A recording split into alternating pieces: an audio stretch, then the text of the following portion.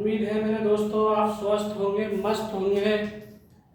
जैसा कि हमने आपसे वादा किया था कि आने वाले समय में हम आपको संविधान के मेन टॉपिक और बेस्ट टॉपिक हम संविधान के वो कराएंगे जो एग्जाम में आने वाले हों। तो अब वक्त आ गया है बेस्ट स्टडी अड्डा 4.0 पर। संविधान की सीरीज आज क्लास 2 है, क्लास नंबर 2 है, जिसमें हम आपको कुछ खास आर्टिकल्स अनुच्छेदों के बारे में बताएंगे। अनुच्छेदों के बारे में बताएंगे। जैसा कि आप जानते हैं कि इससे पहले हमने एक क्लास करा रखी है, तो आज हम अनुच्छेद 40 से स्टार्ट करते हैं।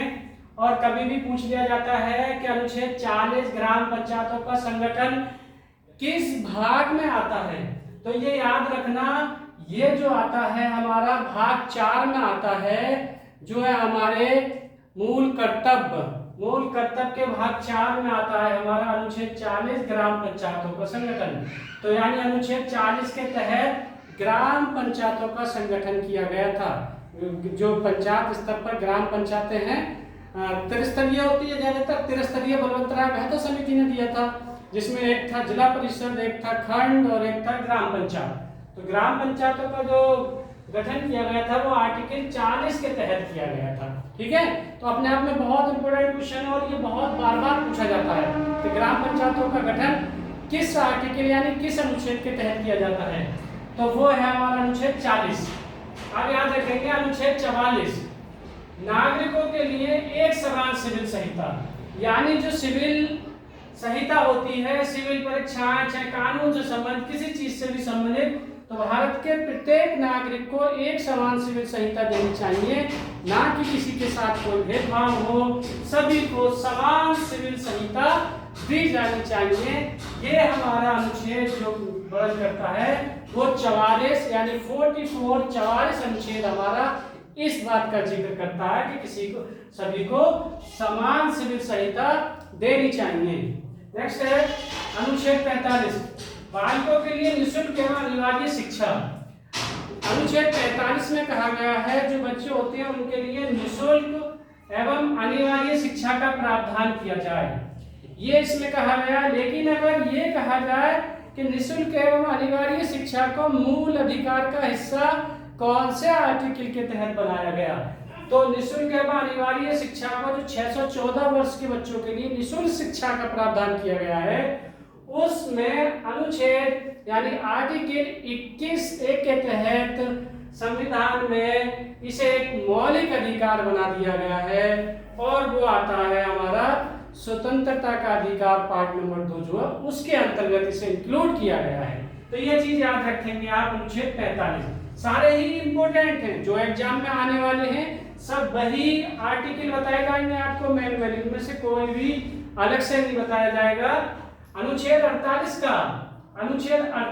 का कहता है कि पर्यावरण का संरक्षण, संवर्धन और वन तथा वन्य जीव की रक्षा करना, यानी भारतीयों के लिए अनुच्छेद 48 का कहता है कि जितने भी भारतीय हैं वो पर्यावरण यानी इन्वायरमेंट का संरक्षण करेंगे, रखरखाव करेंगे, और वन तथा वन्य जीव जितने भी वन पेड़ पौधे हैं उनकी रक्षा करेंगे और वन्य जीवों की रक्षा करेंगे। जितने भी जंगलों में वन्य जीव निवास करते हैं सबकी रक्षा करने का कर्तव्य जो है वो हर भारतवासी के जिम्मे है, ये कहा गया है अनुच्छेद 48 का में। और ये अपने आप में बहुत इंपॉर्टेंट हो जाता है और ये कई बार अनुच्छेद 48 का पूछा गया है, बहुत एग्जामों में रिपीट होता है। तो इस चीज को आप खास करके ध्यान रखेंगे और इन सबको आप एक नोटबुक बना लें, उसमें नोट करते रहेंगे। आप एक नोटबुक बना लें, उसमें नोट भी करते रहेंगे। ठीक है, तो नेक्स्ट है अनुच्छेद 49। अनुच्छेद 49 कहता है राष्ट्रीय महत्व के स्मारकों, स्थानों और वस्तुओं का संरक्षण, यानी हमारे राष्ट्रीय जो महत्व के स्मारक हैं, जितने भी हमारे राष्ट्रीय यानी राष्ट्रीय मतलब होता है हमारे भारत देश के अंदर जितने भी हैं, जैसे आगरा का ताजमहल, दिल्ली की जामा मस्जिद, दिल्ली का लाल किला, कुतुब मीनार, ये सब जितने भी स्मारक स्थल है इनका रखरखाव और इनकी सफाई और इनका संरक्षण जो इन सब का दायित्व बनता है वो हम सब भारतवासियों का जिम्मा है। वैसे तो इसके लिए पुरातत्व विभाग बना दिया गया है इसकी देखरेख के लिए, लेकिन हमारा जिम्मा भी है कि राष्ट्रीय महत्व के स्मारकों, स्थानों और वस्तुओं का संरक्षण किया जाए।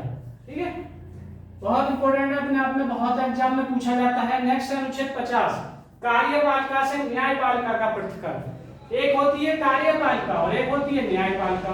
कार्यपालिका जितने भी संसदीय मंत्रिमंडल का गठन होता है, जितने भी वो सब कार्यपालिका के अंतर्गत आते हैं, और कानूनी प्रक्रिया जितना भी होता है, चाहे कोर्ट हो, कानून व्यवस्था हो सॉरी, वो सब हमारा न्यायपालिका के अंतर्गत आता है। तो इन दोनों को मर्ज होने से अलग करता है, यानी पृथक्करण जो करता है वो अनुच्छेद 50, आर्टिकल 50 जो है इस चीज को, दोनों को पृथक्करण यानी अलग अलग इनके कार्य दायित्व सौंपता है। नेक्स्ट है हमारा अनुच्छेद 51। अनुच्छेद 51 में कहा गया अंतर्राष्ट्रीय शांति और सुरक्षा की अभिवृद्धि, यानी हमारा जो देशों से, अन्य कंट्रियों से अंतर्राष्ट्रीय शांति और सुरक्षा जो बनाए रखते हैं, हम जो समझौते होते हैं वो सारे समझौते और उसकी सुरक्षा और उसकी अभिवृद्धि और गारंटी की जो वो देता है, वो देता है हमारा अनुच्छेद 51 इस चीज की गारंटी देता है। और अनुच्छेद 51 के तहत ही हम अंतर्राष्ट्रीय शांति और सुरक्षा की अभिवृद्धि रख पाते हैं, यानी ये एक अनुच्छेद इंटरनेशनल माना जाता है, जो कि अंतर्राष्ट्रीय सुरक्षा और आपस में तालमेल बिठाने में संबंध स्थापित करता है। उम्मीद है मुझे आपके बहुत अच्छे तरीके से समझ आ रहे होंगे, और इनमें एग्जाम में से जरूर इनमें से एक न एक आर्टिकल पूछा जाता है और आप जरूर नोट कर रहे होंगे और आप याद भी। नेक्स्ट है अनुच्छेद 51 का मूल कर्तव्य, यानी हमारे मूल कर्तव्य। किसी ने मुझसे पूछा था कि सर हमें मूल अधिकार 6 ही दिए गए हैं और हमारे मूल कर्तव्य 11 हैं। तो भाई ये कोई बात नहीं है, मूल कर्तव्य हम तो ये कहते हैं हमें देश की जितनी ज्यादा से ज्यादा सेवा करने मिले, जितने ज्यादा से ज्यादा अच्छे काम करने मिले, वो एक इंसानियत के नाते बेहतर ही होती है। तो इसलिए अनुच्छेद 51 में, और ये भाग 4 का है, कुछ बच्चे क्या करते हैं अनुच्छेद 51 का को भी, मूल कर्तव्य को भी भाग 4 में कर जाते हैं, लेकिन ये जो है भाग 4 का में है, और भाग 4 में जो है वो राज्य के नीति निर्देशक तत्व शामिल है। ठीक है, तो ये चीज का आप ध्यान रखा करें। तो अनुच्छेद 51 का में मूल कर्तव्य है, और वर्तमान में जो मूल कर्तव्यों की संख्या है, वर्तमान में मूल कर्तव्यों की संख्या 11 है। जो हमारे मूल कर्तव्य हैं अपने देश के प्रति वो 11 है। ठीक है, नेक्स्ट है अनुच्छेद 52। अनुच्छेद 52 में कहा गया है कि हमारे देश का प्रथम नागरिक, यानी हमारे देश का एक राष्ट्रपति होगा जो सबसे टॉप पर होगा। अनुच्छेद 52 में भारत के राष्ट्रपति का जिक्र किया गया है। अनुच्छेद 52 में आप सभी जानते हैं अनुच्छेद 52 के तहत भारत के राष्ट्रपति का जिक्र किया गया है। भारत का राष्ट्रपति देश का प्रथम नागरिक होता है। सबसे ज्यादा मंथली सैलरी राष्ट्रपति को मिलती है। इसे वर्तमान में मंथली सैलरी जो मिलती है 5 लाख पर मंथ राष्ट्रपति को सैलरी दी जाती है। नेक्स्ट है अनुच्छेद 53, संघ की कार्यपालिका की शक्ति, यानी संघ का मतलब होता है जो केंद्रीय बल होता है, जो केंद्र हमारा संघ होता है उसकी सारी कार्यपालिका की शक्ति, यानी जितने भी मंत्री, कैबिनेट मंत्री हो, जितने भी मंत्री होते हैं उन सबकी शक्ति जो होती है वो राष्ट्रपति के अंतर्गत निहित होती है। निर्णय लेने का अधिकार, जो फाइनल डिसीजन लेने का अधिकार जो होता है वो राष्ट्रपति को होता है, ना कि अदर किसी को।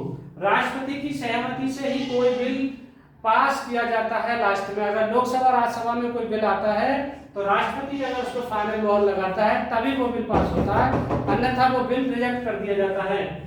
नेक्स्ट है अनुच्छेद 54। अनुच्छेद 54 के तहत कहा गया राष्ट्रपति का निर्वाचन, यानी राष्ट्रपति का निर्वाचन किस तरीके से होगा।